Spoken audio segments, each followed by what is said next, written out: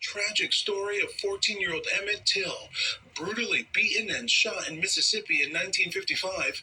His murder shocked the nation and ignited the civil rights movement. Now, for the first time, the events of that horrifying night are being told through the lens of one of Till's closest friends and cousin, Reverend Wheeler Parker Jr., in the new book, A Few Days Full of Trouble.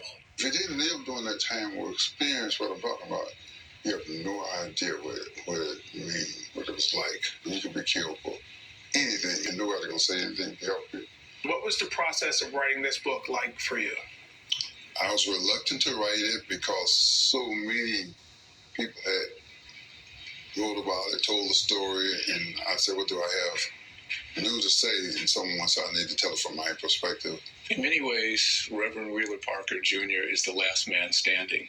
He was there at the house, that house, on the night of terror when they took Emmett away. He was the first person who was confronted by the killers with a flashlight and a gun pointed at his face. Christopher Benson is the co-author of the book and an associate professor at Northwestern University, and says that although Emmett Till's story is well documented, the impact of his death continues to make a difference. Emmett Till becomes the bridge between the way we were and the way we are now, and it's important for people to understand that. And there's so many laws that were enacted as a result of the Emmett Till story as well, including the Emmett Till Anti-Lynching Act, which President Biden signed into law last March, finally making lynchings a federal hate crime.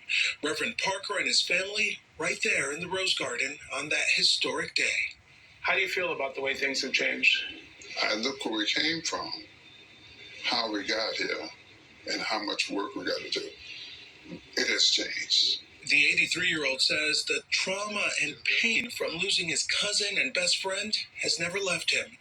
And after all these years, it's memories of the fun-loving, free-spirited Till he knew that comfort him. He loved to tell jokes. He loved to have fun, never had a dull day in his life. And when you look at his pictures, check that smile out. And Reverend Parker tells me in many ways he believes Till's legacy is only just beginning. So much powerful insight here. The book, guys, is called A Few Days Full of Trouble. Guys, so glad he's telling the story. So powerful. Coming up.